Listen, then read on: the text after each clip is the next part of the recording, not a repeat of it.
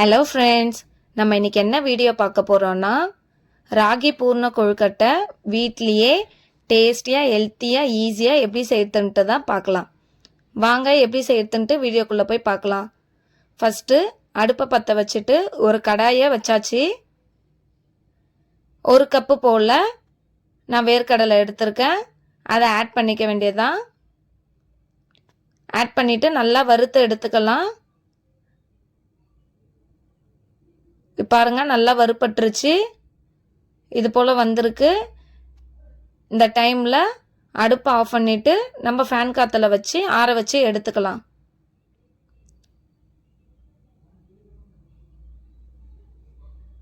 நான் 2 கப்பு போல் ராகி மாவு எடுத்திருக்கேன். ஒரு பாத்திரம் வச்சாச்சு. 2 கப்பு போல் ராகி மாவை ஆட் பண்ணிக்கலாம். இப்போ அடுப்பை பற்ற வச்சுட்டு ஒரு பாத்திரத்தை வச்சாச்சு. 2 கப்பு ராகி மாவுக்கு 2 கப்பு போல் தண்ணி ஆட் பண்ணிக்கலாம். 1/4 ஸ்பூன் போல் உப்பை ஆட் பண்ணிக்கலாம். இப்போ தண்ணி நல்லா கொதிக்க ஆரம்பிச்சிருச்சு. அடுப்பை ஆஃப் பண்ணிட வேண்டியதுதான். இப்போ நம்ம எடுத்து வச்சுருக்க மாவில் அந்த சுடு தண்ணியை கொஞ்சம் கொஞ்சம் போல் ஊற்றி மிக்ஸ் பண்ணிக்க வேண்டியதுதான். ஒரு கரண்டியை வச்சு மிக்ஸ் பண்ணிக்கலாம். தண்ணியை மொத்தமாக ஊற்றாமல் கொஞ்சம் கொஞ்சம் போல் மிக்ஸ் பண்ணிக்கலாம்.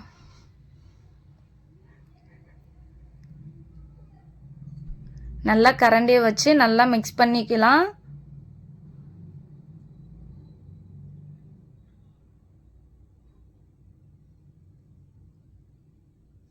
ரெண்டு கப்பு ராகி மாவுக்கு 1.5 கப்பு போல் எனக்கு தண்ணி தேவைப்பட்டுச்சு. உங்களுக்கு ஏற்ற மாதிரி நீங்கள் ஆட் பண்ணிக்கோங்க. இப்போ கை பொறுக்கிற சூடு வந்துருச்சு. நம்ம இப்போ கையை வச்சு நல்லா பிசைஞ்சு எடுத்துக்க வேண்டியதுதான்.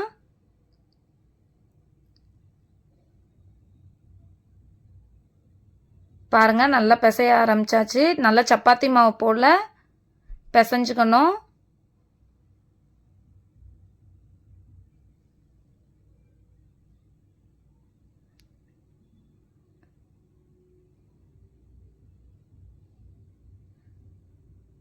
இப்போ நல்லா பிசைஞ்சு முடிச்சாச்சு. கொஞ்சம் போல் மாவு எடுத்திருக்கேன். நம்ம இப்படி கையில் பிடிச்சோன்னா பிடிக்கிறதுக்கு வரணும். அப்போ தான் கொழுக்கட்டை பண்ண முடியும். இப்போ இந்த மாவை ஓரமாக எடுத்து வச்சுக்கலாம். இப்போ அடுப்பை பற்ற வச்சுட்டு ஒரு கடாயை வச்சாச்சு. 1/2 கப் போல் வெல்லத்தை ஆட் பண்ணிக்கலாம். 1/2 கப் வெல்லத்துக்கு 1/2 கப் போல் தண்ணியை ஆட் பண்ணிக்கலாம்.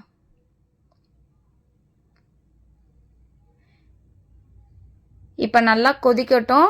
இந்த டைமில் நம்ம வறுத்து வச்சுருக்க வேர்க்கடலையை நல்லா தோல் உரித்து இது போல் எடுத்துக்கலாம். இப்போ இந்த வேர்க்கடலையை ஒரு மிக்ஸி ஜாரில் ஆட் பண்ணியாச்சு. இப்போ நல்லா கொரன்னு அரைச்சி எடுத்துக்கலாம். இது போல் நைஸாக இல்லாமல் இது போல் இருந்தால் போதும். இப்போ வெல்லம் நல்லா கொதிக்க ஆரம்பிச்சிடுச்சு. கட்டியெல்லாம் நல்லா கரைஞ்சிருச்சு. இந்த டைமில் அரைச்சி வச்சுருக்க அந்த வேர்க்கடலை பவுடரை ஆட் பண்ணிக்க வேண்டியது தான். மொத்தமாக ஆட் பண்ணாமல் கொஞ்சம் கொஞ்சம் போல் நல்லா ஆட் பண்ணிக்கலாம். அடுப்பு சிம்லே வச்சு நல்லா மிக்ஸ் பண்ணிக்கலாம். இப்போ மிச்சம் இருக்கிற வேர்க்கடலை பவுடரையும் ஆட் பண்ணி நல்லா மிக்ஸ் பண்ணிக்கலாம்.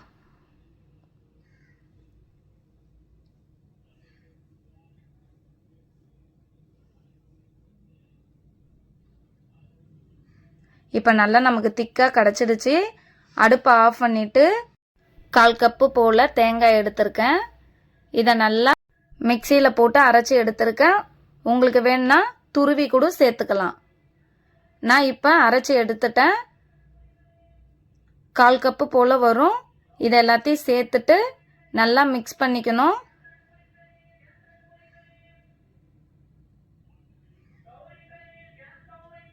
பாருங்க, பூர்ணம் ரெடி ஆயிடுச்சு. இப்போ இந்த பூர்ணத்தை ஆற வச்சிடலாம். இப்போ நம்ம பிசைஞ்சு வச்சுருக்க மாவு எடுத்திருக்கேன். நமக்கு தேவையான அளவு ஒரு உருண்டை எடுத்துக்க வேண்டியதுதான். நான் ஒரு சின்ன சைஸ் போல் எடுத்திருக்கேன். இப்போ இந்த மாவை நல்லா ரவுண்ட் பண்ணி எடுத்திருக்கேன். உள்ளங்கையில் வச்சு நல்லா ப்ரெஸ் பண்ணி எடுத்தால் இது போல் ரவுண்ட் ஷேப் கிடைக்கும்.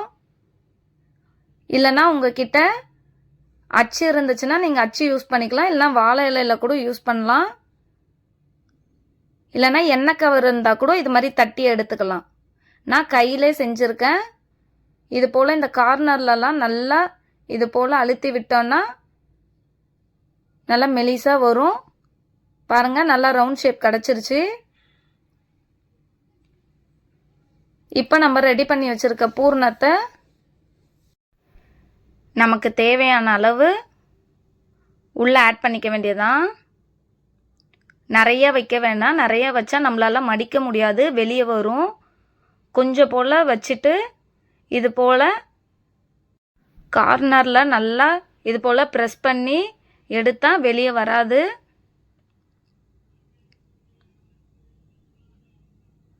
பாருங்கள், நல்லா ப்ரெஸ் பண்ணியாச்சு.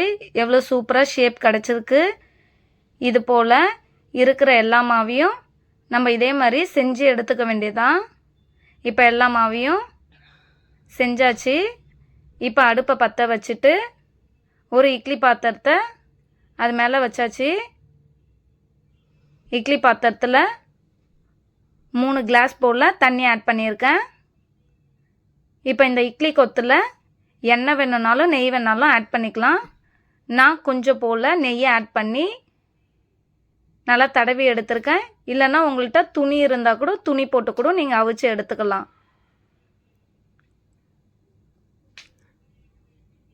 இப்போ நம்ம ரெடி பண்ணி வச்சுருக்கிற பூர்ண கொழுக்கட்டையை இது மேலே எல்லாத்தையும் வச்சிட வேண்டியதுதான். இப்போ எல்லாத்தையும் வச்சாச்சு. மூடி போட்டு 15 நிமிஷம் நல்லா ஆவியில் வேக வச்சு எடுத்துக்க வேண்டியதுதான்.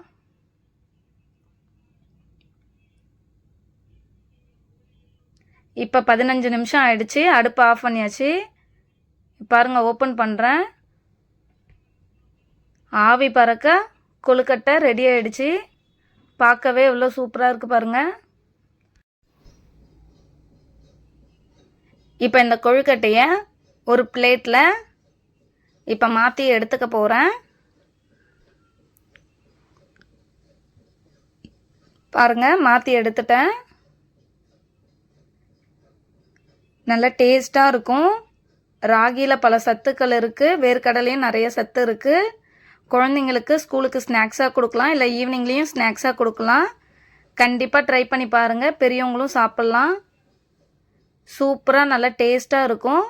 ட்ரை பண்ணி பாருங்கள். ட்ரை பண்ணி பார்த்துட்டு கமெண்ட் பண்ணுங்கள். உங்களுக்கு இந்த வீடியோ பிடிச்சிருந்தா லைக் பண்ணுங்கள், ஷேர் பண்ணுங்கள், கமெண்ட் பண்ணுங்கள். மறக்காமல் நம்ம சேனலை சப்ஸ்கிரைப் பண்ணுங்கள். பாய்.